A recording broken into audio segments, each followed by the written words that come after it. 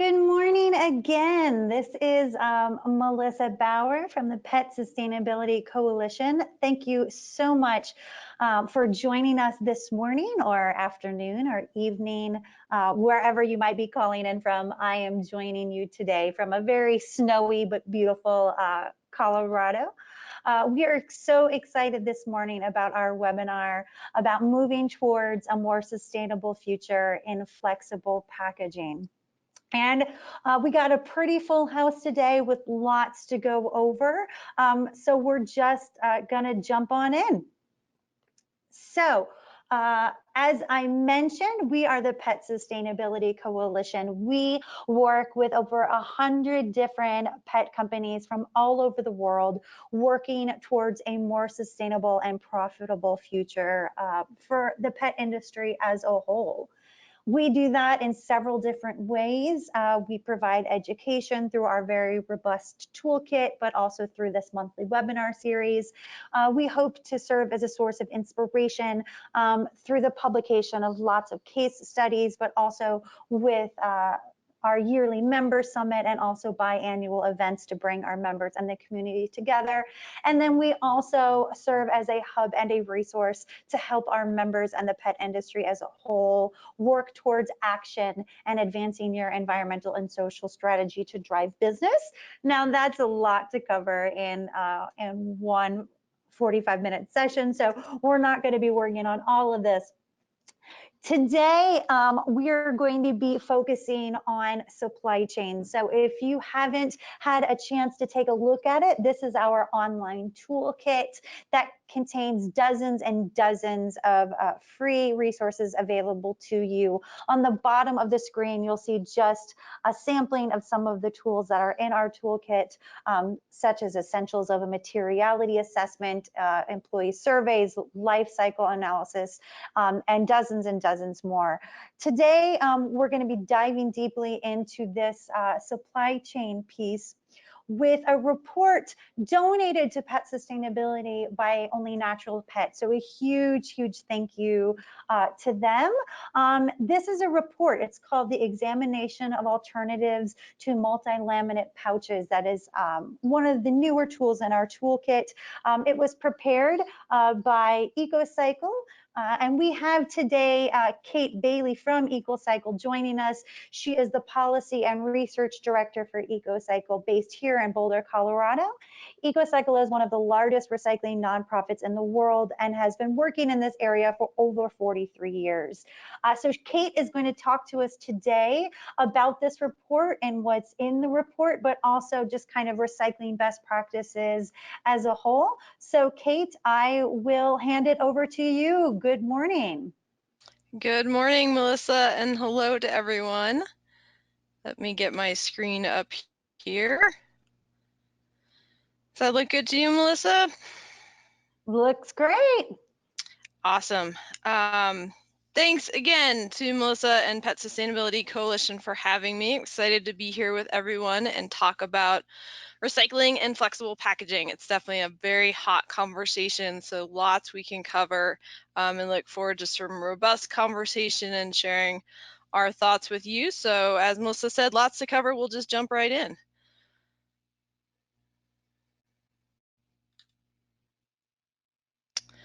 And just to give folks a little bit of background on Ecocycle, as Melissa mentioned, we've been in the recycling business for over 40 years. So we were one of the first 20 curbside recycling programs in the US. And I like to talk about Ecocycle as a jack of all trades in recycling. So we really are involved in pretty much every aspect of it. Our biggest operation is we do run the Boulder County Recycling Center. So that is what's considered a MRF, or a materials recovery facility. And essentially that is where all the curbside recycling comes, that's collected in the county. It comes to us and we sort it out and we sell it off to markets around the country to be made into new products. So that's really the heart and soul of what a lot of us think about when we think about recycling. So we operate that facility. We also operate a fleet of trucks, and so we're involved with collecting both recycling and composting. So that gives us a lot of great insights into the struggles with collections, some issues with composting facilities, also with educating businesses and customers, recycling markets, things of that nature. We are also known for our innovation in the recycling space. So very dedicated to trying to see how much we can recycle. So trying to implement new programs for things like mattresses or electronics, plastic bags, block styrofoam. We're in Boulder, so we recycle yoga mats. We are definitely dedicated to sort of finding those creative solutions. So we also run a Center for Hard to Recycle Materials for that. And then our heart and soul is definitely in education and policy. And so we're in every classroom. We're working with residents and businesses on what is recyclable and how and why it's important to recycle. And we're working with local and state elected officials on what is good policy to help improve recycling. So that gives us a lot of really great hands-on experience. And so when I share our thoughts with you today, it's not just my opinion, it's our staff of 65 working in recycling every day and kind of what we see on the ground floor. So I wanted to start off with what does make something recyclable? And I wanted to emphasize that for a lot of us, it's, well, I put it in the bin, therefore it's recyclable. And we just sort of see the front end of things. But really, the most important thing about what makes something recyclable is what happens long after you put it in the bin. And it really comes down to, is there someone who's willing to buy those materials and make them into new products? So for example, if I recycle my cardboard in the bin, is there someone who's going to buy that cardboard and who's going to turn it into newspaper or tissues or any sort of new paper product?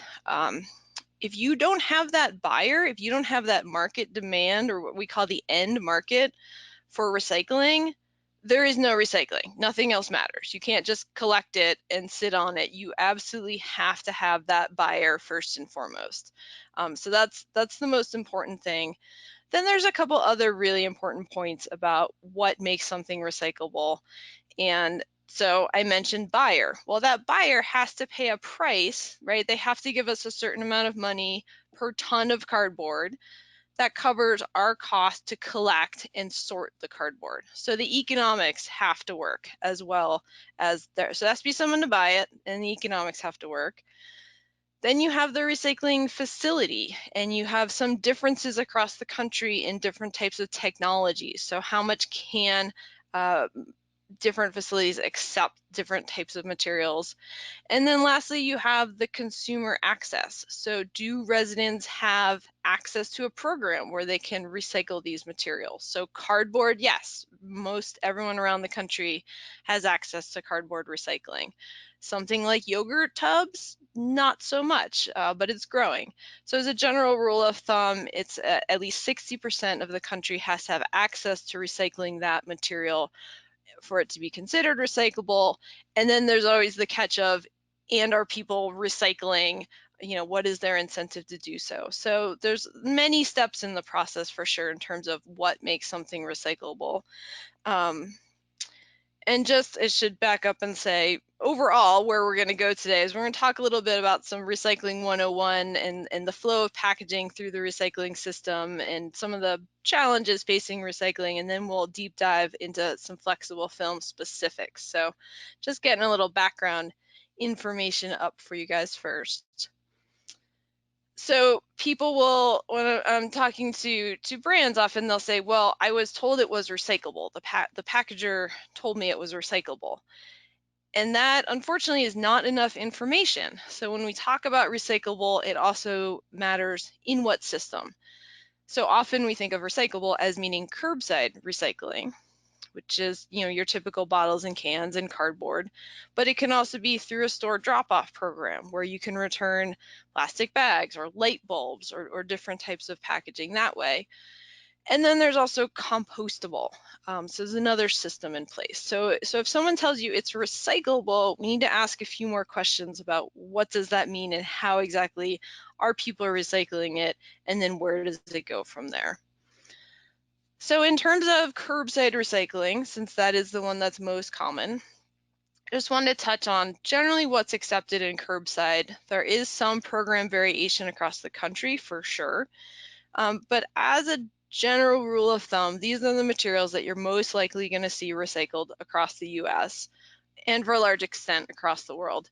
And they are a lot of your paper, your newspaper, your paper bags, your milk and juice cartons are becoming more recyclable in more places, but paper is pretty standard.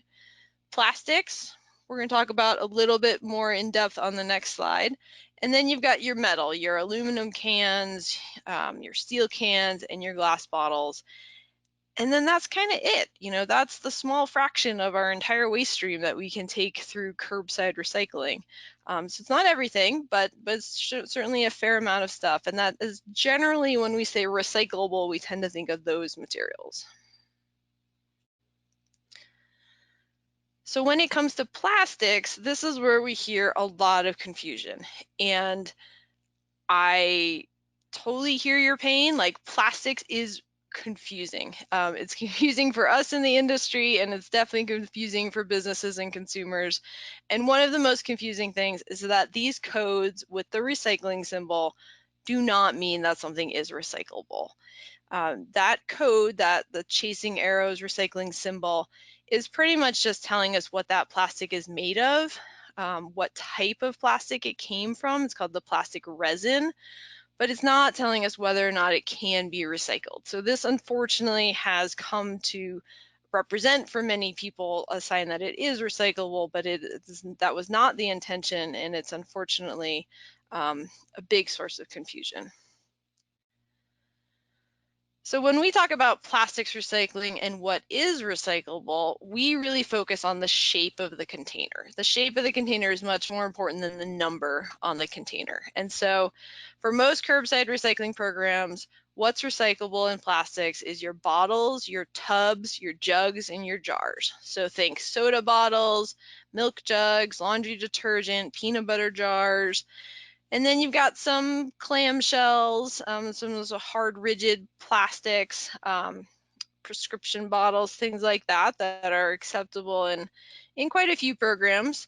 And then you've got some of your we call them bulky rigids, which is a wonky term, but it's your 5-gallon buckets, your laundry crates, and things like that. So when we think about all of the plastics out there in the world, it really comes down to only these shapes being the ones that are primarily recyclable.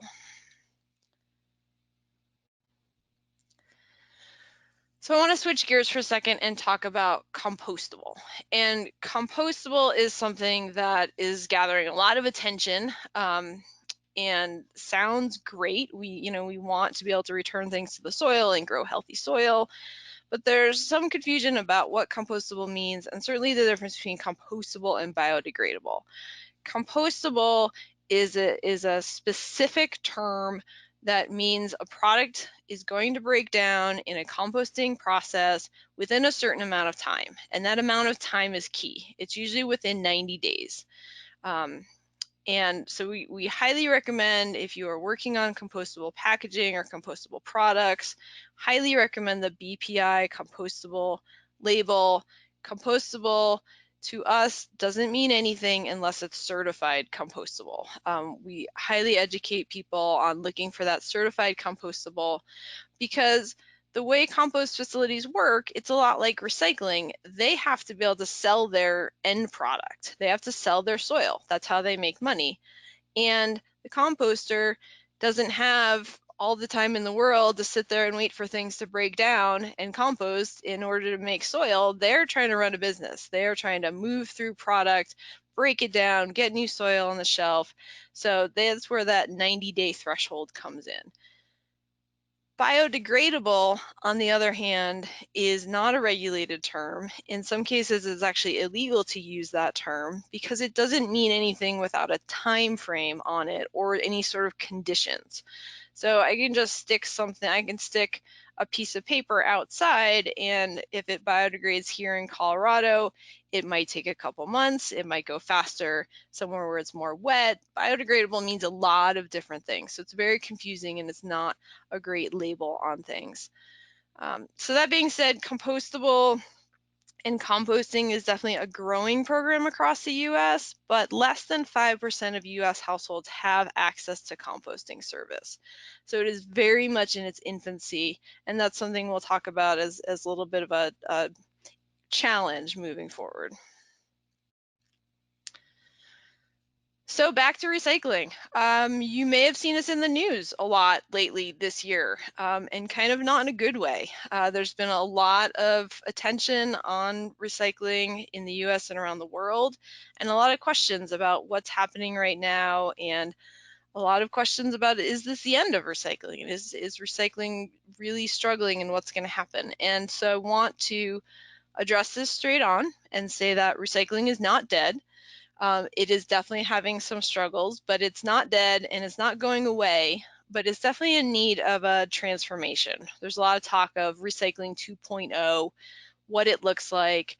And so when we think about designing our packaging for recycling, we want to kind of think about where is recycling headed, not just where is it today.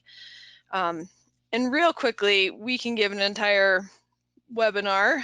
Gave one earlier this week on all the problems with US recycling, kind of what's happening. But in a nutshell, as many of you have heard, some of our recycling was going to China, about a third of US paper or US recycling, primarily paper, but some plastics. China was one of our biggest buyers for the better part of a decade. And what's happened in about the last 18 months is China just gave us a hard stop. They stopped buying recycling, and what ended up happening is now we have a lot of material trying to go to too few recycling facilities in the US. So anytime you have that glut of supply, it drives down the price. And so the economics of recycling are particularly tough right now. I will say a couple things. We are looking at this as a short-term problem, right? So this is expected to rebound. There's lots of commitments to build new paper mills and new plastics recycling facilities, but those don't just open overnight. So that's going to take a little bit of time, but those projects are coming. And a little insider information from the recycling side of things, we knew this was coming.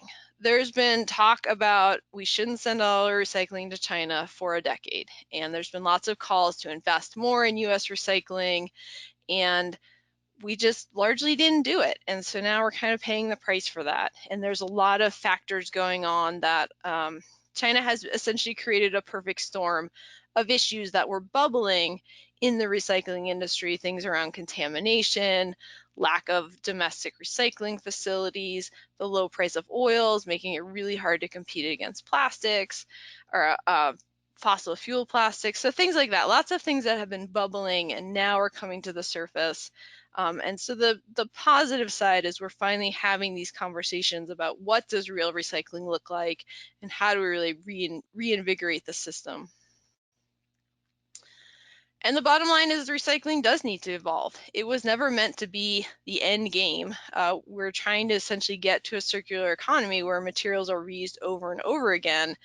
And we sort of got stalled out in this recycling system where we can recycle things a couple times and then they still end up often in the landfill. So plastics is a great example of where we are kind of stuck at recycling being the best option for some of them. So plastic bottles, for example, your soda bottles, your water bottles can be recycled, but they're most often made into a fleece jacket or carpet.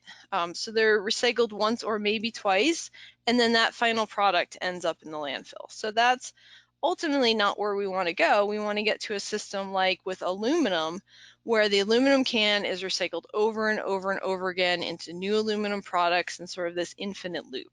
And so we're really looking at the silver lining of all the negative attention on recycling, all the struggles right now, as a chance to really evolve the system to what it was meant to be. And how do we do that? Those are really good questions. But the most important thing is we do it together. And so from a packaging point of view, from a packaging design point of view, you can't just design the package and expect the rest of the system is going to fall into place.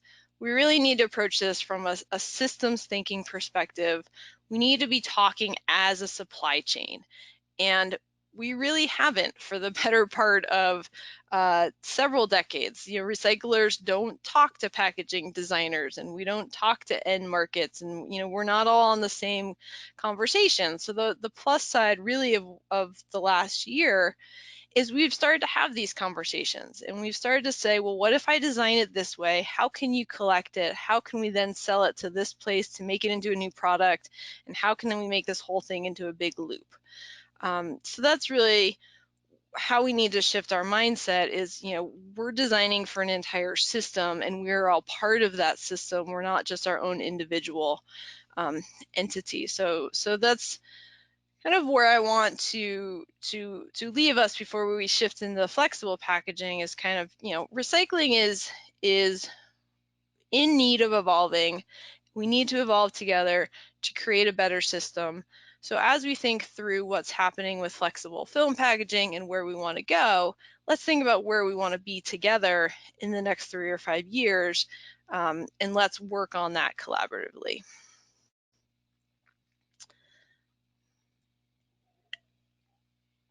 So with that, let's jump into flexible packaging.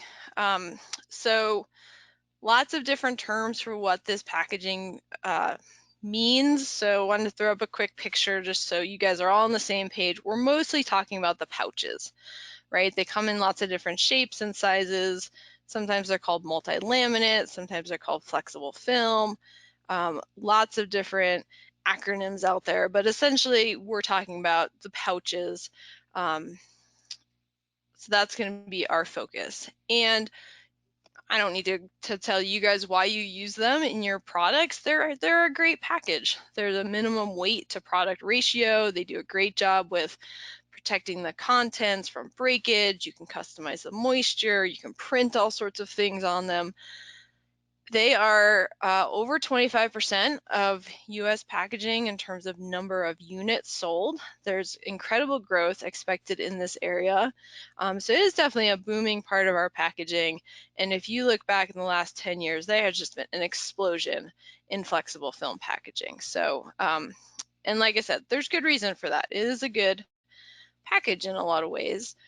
And specifically in the pet industry, Pet Sustainability Coalition estimates about 300 million pounds per year of these plastic pouches are used in pet food and treat bags. So you're not the biggest user out there, but you're certainly a sizable user, and I would expect that's probably going to grow over time as well. So it's a great package. What's the problem? Problem is where it's ending up, and it's almost all ending up in landfills and incinerators. And so that doesn't make you happy as a brand, and that doesn't make your consumers happy either. And so there's a lot of pushback on what are some better options, how can we make more of these pouches recyclable, or what is the solution so that this is not where they're ending up. So why are they ending up in the landfill? Well, there's some real challenges to recycling things that are made of multiple materials. So these pouches tend to be made of multiple different layers, either of plastics, or sometimes they have a foil liner. There's zipper closures, there's Velcro closures, lots of different layers going on. And recycling really, it's very challenging to separate those layers once they're all put together. And recycling really has a bad track record of recycling things made of multiple materials. And the reason is that nobody wants to buy it. We can't, if we collect these flexible film pouches, no one is willing to buy them and make them into new products. Or I should say, very few people are willing to do that. And that is a very risky business right now. So there's multiple layers.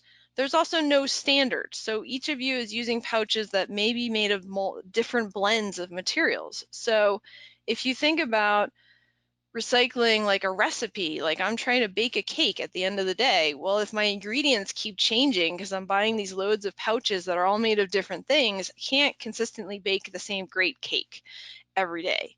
So when you're buying recycled materials to make a new product, you really need to know exactly what you're buying. And that's really hard to do with flexible films.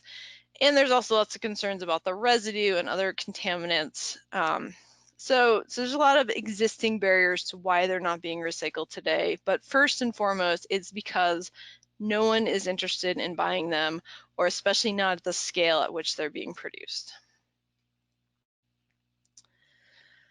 So with that information and knowing that this is a great package, but we need to look forward to, how can we make this whole system work better?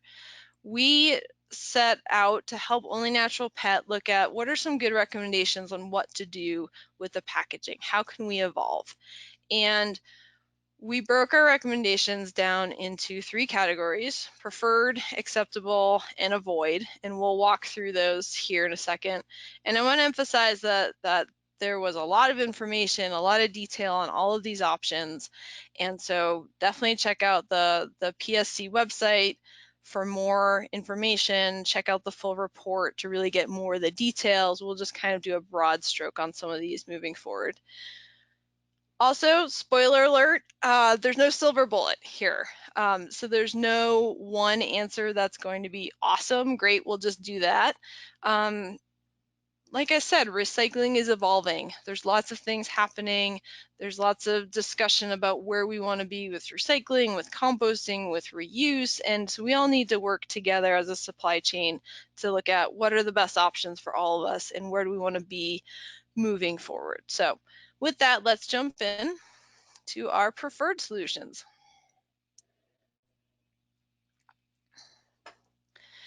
And we're going to start with reuse. And so we talked about a little bit recycling evolving to a circular economy. So really having a disposable package that's just used once and then thrown away, or used once and recycled and then thrown away, is not ultimately where we want to be. We want to be somewhere where our resources are used over and over again. So really looking at what does a circular economy look like.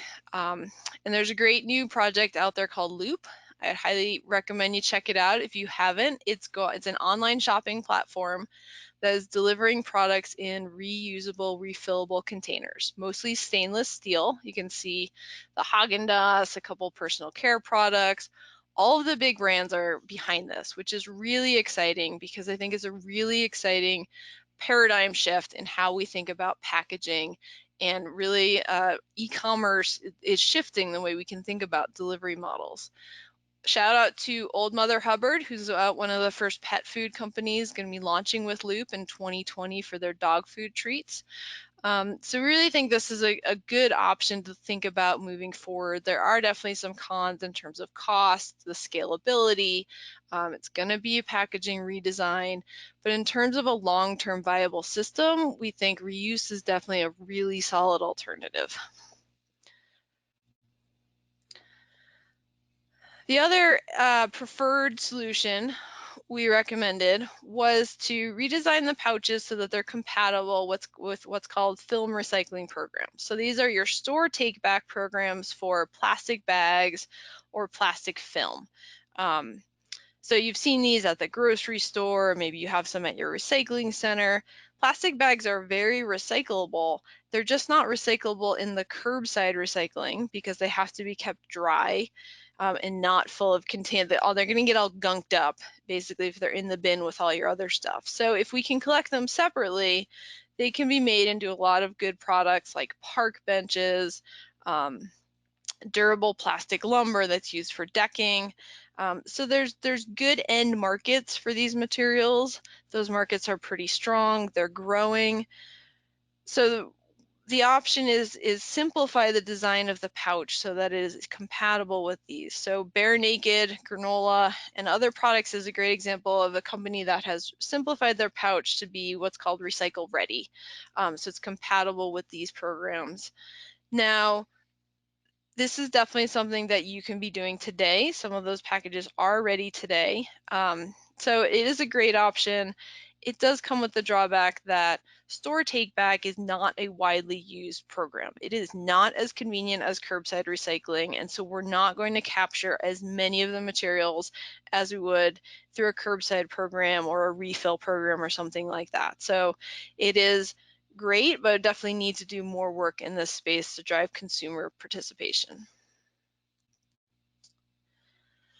So with that, we also looked at what we called acceptable solutions, and these are things where these are ideas that are good, but they have some considerable downfalls to think about moving forward. So kind of a little bit of a proceed with caution on some of these suggestions. And the first one of those is with compostable packaging. And so I mentioned earlier that not very many US households have access to composting. So that's definitely a barrier when you're thinking about compostable packaging. But the bigger issue is really with the composting facilities. So these products can be made to break down in a compost facility along with the food scraps and the yards and the grass clippings and things like that. But from the composter's perspective, they don't really want the packaging. It does not bring value to the compost for them. It comes with a lot of added contamination, a lot of confusion about what is or isn't compostable. So they end up getting a whole bunch of stuff that is not compostable. So from the composter's perspective, the packaging is just kind of a pain in the butt for them. And so when we think back about what really drives recycling and composting, it has to be that there's someone who wants your product to make it into something new. And the composters, frankly, don't really want this to make it into soil. They want the food scraps. So if it helps them get more food, they're more interested. But in the most cases, your pouches are going to come to them empty. So it's a real challenge for composters. We're seeing a lot of facilities move away from taking packaging altogether. So while I think that there's definitely a lot of interest in compostable packaging and a lot of growth in this space, there's some issues to be worked out with composters. And so when we think about, making the big investment for your business into compostable packaging, it's a little risky given that we're experiencing a lot of pushback from the compost industry right now. Another action that you could take right now that does come with some good pros and some solid cons is the TerraCycle take back program. So TerraCycle is a mail back program where you can have your products sent back to TerraCycle and they grind them up and they do make them into some new products. This is different than the store take back in that TerraCycle is kind of more of a niche market. It's small. In our opinion, it's not very scalable. And so it's not as reliable or as much as a more of a long-term solution as we might think about the plastic film and the bag recycling programs. Those are much more established. There's much stronger markets. And so there's a lot of question about the viability of a TerraCycle type program in the long run. So that's why we gave it kind of that proceed with caution recommendation. And then a couple others that fell into that category to just touch on quickly. Bio-based plastics that are made from plants are great in theory. There's a lot of exciting innovation in this space.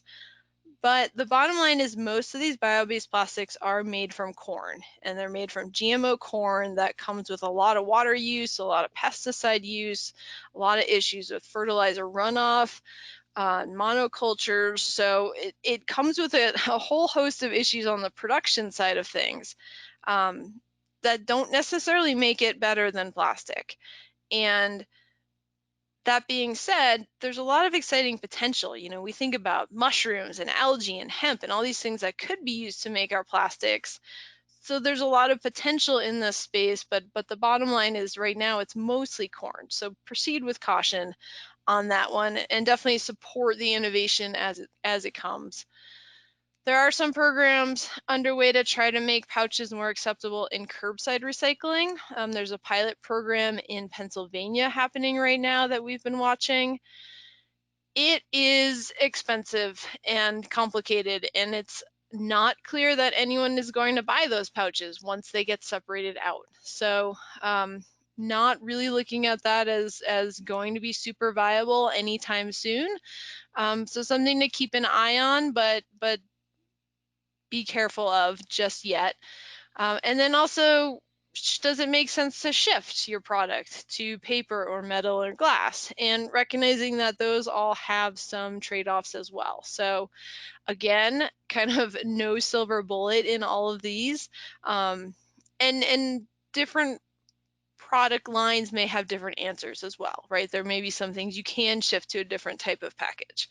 So it's not to say this has to be the same for all of your different products. So with that, we'll jump through things that definitely we would recommend against. These are things that are environmentally detrimental. These things we think are risky for your business. There's a lot of opposition within the sustainability industry to some of these concepts. And so these are things that we would recommend. While there is no silver bullet, these are things that definitely fall into the, stay away from these category. And the first is plastics to fuel. And so there's definitely a lot of interest in taking our waste plastics and burning them and making energy out of it. And yes, this produces energy. However, that is very carbon intensive energy. It's still essentially coming from fossil fuels, and it's not doing really much to reduce our reliance on fossil fuels or plastics, and it is also causing a lot of pollution. And so this is not something we think is compatible with a circular economy, and so we do not think this is a good short or long-term solution for plastics. With that is also the Hefty Energy Bag Program. So this is a pilot program in a couple communities across the US. And so they collect pouches alongside with plastic forks, all sorts of just miscellaneous plastics in a bag. And that bag essentially gets sent to a plastics to fuel facility. So because of where it's going and because it perpetuates the use of disposable plastics, not a huge fan of that program. And also a lot of caution around the term degradable or oxo-degradable or photodegradable. Those are different additives that can be used to make plastic, like a plastic bag, break down into small pieces when it's exposed to water or to air. And that's not a good thing. Small pieces of plastics are much harder to pick up than big pieces of plastics. So what we're seeing is these microplastics are more problematic in our oceans or in our soils. So highly recommend staying away from degradable products. So I want to touch just very briefly on chemical recycling. Again, another topic we can spend an entire webinar on. There's a lot of talk about chemical recycling right now, a lot of promises being made about it, and it really applies to a whole class of different technologies. It's not just one thing, it's a whole slew of different processes. And there's a lot of speculation that these could be a really great fix for the recycling system. And then there's a lot of doubt that that's really going to come to fruition. So I guess I want to emphasize that this is something to watch, but there's a lot of concern that most of the technologies that we're talking about really are just a plastics to fuel. They're taking plastics and they're making them, instead of burning them, they're making them into a diesel fuel, or they're making them into a wax, kind of breaking the plastic down to its base component and making it into a new product is the idea of chemical recycling. But in most cases, it is going to a fuel, like a diesel fuel. And so that is not, again, a circular economy, and that's not great for our environment. And now, that being said, there may be some ways in which chemical recycling could be used to break plastics down to their base components, their base monomers, and make new plastics or make new chemicals. And those technologies may have some potential, but there's a lot of issues right now about their scalability, their cost, the amount of energy, the amount of pollution, and best estimates say these facilities are about 15 years out in terms of commercial scale. So if we think about how are we redesigning our recycling, our recovery systems, if we have 15 years, is this really the direction we want to go? So definitely a lot of caution out there with chemical recycling as it unfolds. So with that, I realize I have not given you the silver bullet, and I've not given you a lot of, well, hopefully some good things to think about, but definitely no silver bullet. So I did want to close with what are some things that you can do today to make your packaging more sustainable. And the biggest one is increase the amount of recycled content that you use in your packaging, particularly post-consumer recycled content, which means that those are materials that have been collected from households, gone through the recycling process, and then someone is buying them to make a new product. And so by buying more recycled content in your package, you are really helping to stimulate the demand, that end buyer for the recycling system. And that's really what drives the whole thing at the end of the day. So in terms of pouches, we're hearing 30, maybe 40% recycled content is possible right now. So look for that and keep asking for more. We'd love to see that go up as high as we can. And then there's definitely lots of opportunity to use recycled content in your bottles, in your paper packaging and things like that. Another really important thing is labeling.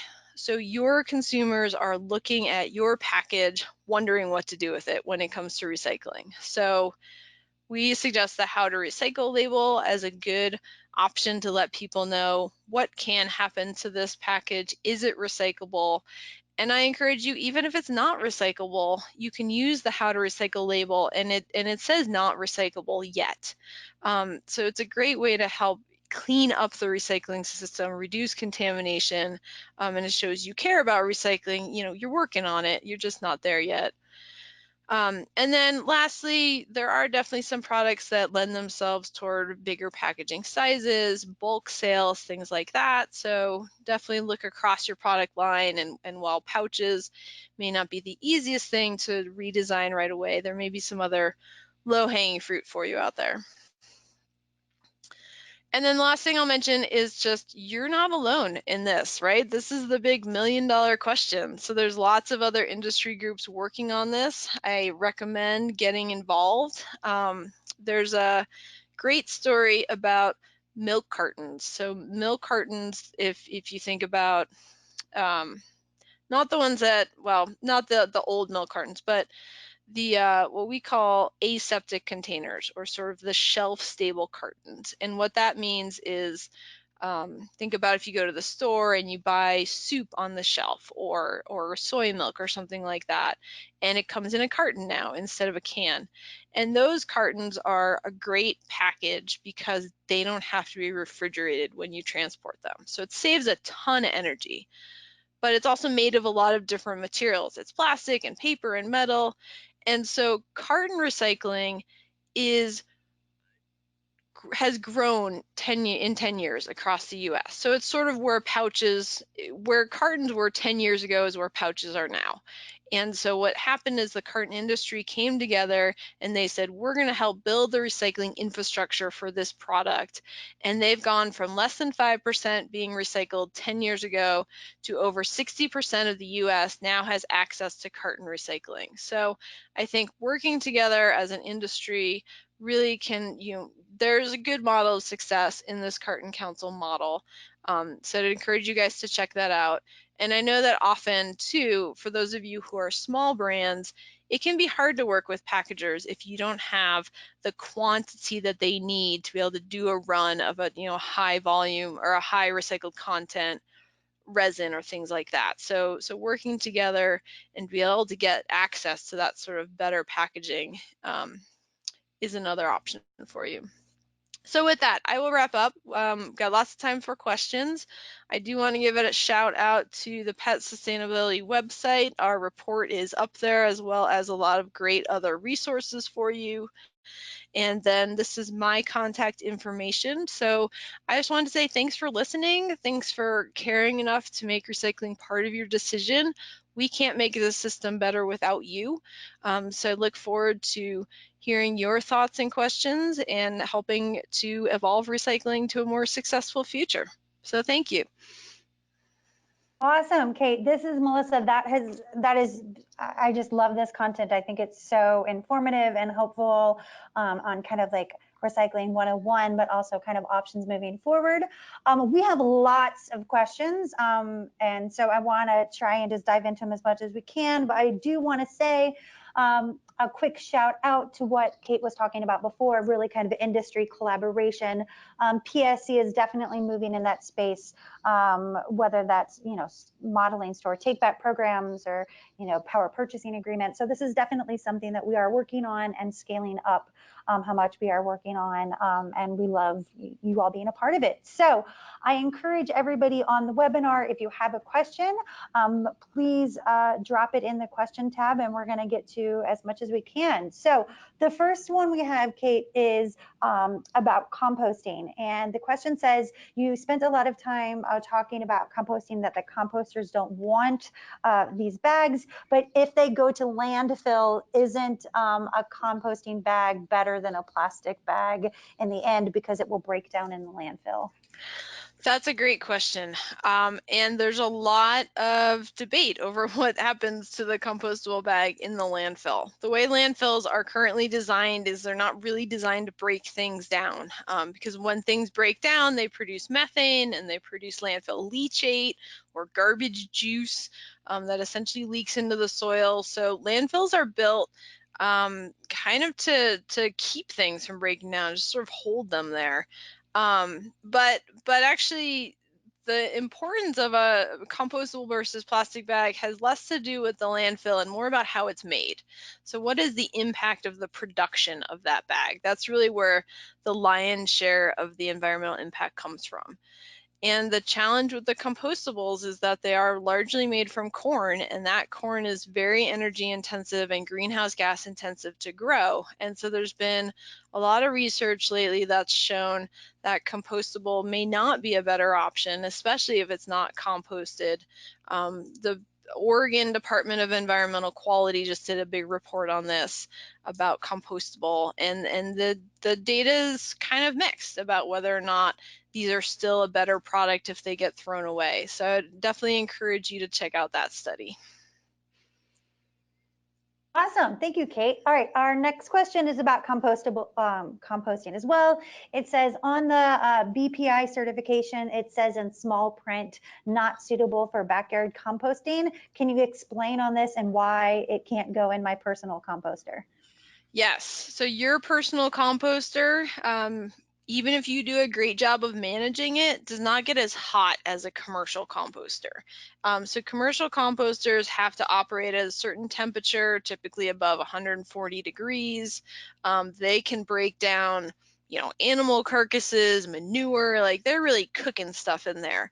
And your home composter is largely just too small to be able to operate at those types of temperatures. So that doesn't mean you can't compost it at home. It's just going to take a lot longer. So I'm sure you've seen if you throw your avocado pit or the top of your pineapple in your compost bin, that takes a long time to break down. And so if you put a compostable cup into your home composter, it might take year, 2, 3 years before it breaks down. Whereas in a commercial composting facility, if it's BPI certified, it is going to break down within 90 days under those conditions. So it really has to do with the heat and the time frame. Awesome. All right. Our next question is, you had redesign for alternative materials in the, what was it, the not proceed with caution category. Can you speak as what would be wrong with paper packaging using 100% recycled paper content? Because this seems to match all of your criteria for a good solution. Sure. I would say that's a great solution if it matches your product needs. So lots of times the paper cannot come into direct contact with the food, so there has to be some sort of plastic lining on there.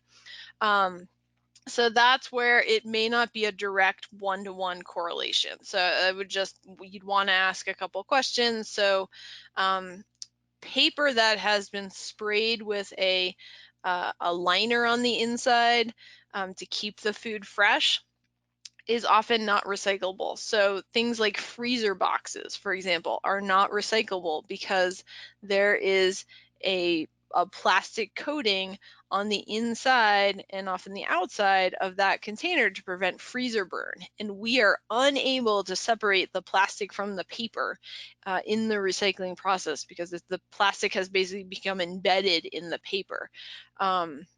So it varies a little bit. 100% recycled paper is definitely an awesome packaging alternative if you can use it to meet your product needs. Awesome. Great. Thank you, Kate. One more. We have a question from Lindsay that says, I love the idea of bulk and loop style refillable options, but I worry about cleanliness and regulation. Can you speak to the guidelines and regulations around that type of packaging? Not as much as I would like to, Lindsay. And I know there's a lot of variation state to state on this, but I will say that there's definitely some effort underway to make regulations less onerous for refill type of things. As we look for more of these bulk stores, we're seeing bulk stores pop up all across the country. We're seeing packaging free stores. So we're seeing a lot of movement in this space, and there's lots of different regulations or lots of different models in terms of what containers are okay. And so I think that this is definitely a space to watch, and this is something to think about. Which of your products are best suited for this? So your dryer, dog treats or litter or things like that they're going to be less of an issue with contamination versus a wet food or a cold food or something like that. So not quite answering the question. I realize it's a very complicated. We've sat down with our public health department about this issue, and so there's lots of different concerns about it, but I will say there's also a lot of interest in simplifying things. So I would encourage you to talk to your local health department to kind of get a little bit of a lay of the land. And then this is something you guys could definitely look into as an industry as well in terms of where bulk might be the best option for some of your products. Yeah, I also want to do a quick shout out. Just last, oh goodness, was that 2 weeks ago now, at our annuals member summit, like Kate said, Mother Hubbard, which is one of our PSC members, will be launching with Loop in 2020. And their packaging engineer and supply chain expert who's been working on that with Loop gave a talk on how that whole process has went and kind of the decisions behind it and why they decided to go in that direction. And a video of that talk along with all of our webinars and all of the talks from all of our past member events are on our website and our YouTube. So be sure to check that out. All right, another question. Is there a way to make a dog food bag that is totally recyclable excuse me, okay, we're gonna start over. Is there a way to make a dog food bag that is total recyclable with a paper pure bag and an easily separable line that is also recyclable? Wow, that's a lot of tech specs. So I don't know if you can speak to that, Kate, or maybe if you can speak to if someone kind of wants to get in touch with packaging suppliers to kind of discuss options, how do they do that? I will say that here at PSC, we work with several packaging suppliers. We have several packaging suppliers as part of PSC membership, and we're always happy to provide introductions and kind of discuss like which different things are available with different suppliers. But do you want to kind of add anything to that, Kate? Yeah, so kind of what I'm hearing, from what I'm hearing, I'm thinking cereal box, right? So you have this outside recyclable paper, and then you've got this inside recyclable plastic liner. So it's definitely a doable system, and you could have some variation on that. And that's where, again, where labeling is so important, right? You have to be able to tell the consumer, you have to take the box and you have to put it in your curbside recycling, and the bag has to go to a store drop-off program. And so it's definitely an option. I think it's Yeah, definitely something to talk to the suppliers about, and also, follow up and really understand. Don't just let them tell you it's recyclable. Really follow up on what does that mean and how would it be labeled, and who's going to buy that type of product. And there's some great resources on kind of asking more questions to better inform that decision. Great, Kate. Well, that's all the time for questions that we have. We were able to get to most of them, but I will be sending a follow-up email to everyone that's been registered for this webinar with the slide deck, a copy of the recording, but also Kate and I's contact information so that you can follow up if you have further questions. I want to do a shout out. We do this webinar series once a month. Next week in November, we have a really, really exciting one coming up. We're going to be talking about the summary of some research that PSC has been working on for well over a year on sustainable proteins, and what is kind of the environmental impact of pet food and what we can do as an industry moving forward. There will also be an additional PSC members only session afterwards where we're going to be talking about collaborative opportunities for us as PSC members, kind of in what are next forward. So we really encourage you to that and join us for that. But I also just want to say a huge thank you. Thank you so much for joining us this morning or afternoon. And thank you so much for Kate for a great presentation. And please don't hesitate to follow up with myself if you have any questions about our webinar series or PSC membership in general. And please don't hesitate out to Kate if you have any questions about this recycling material. So thank you so much for joining us. Thank you so much, Kate, for a great presentation. And I hope everybody has a great rest of your day.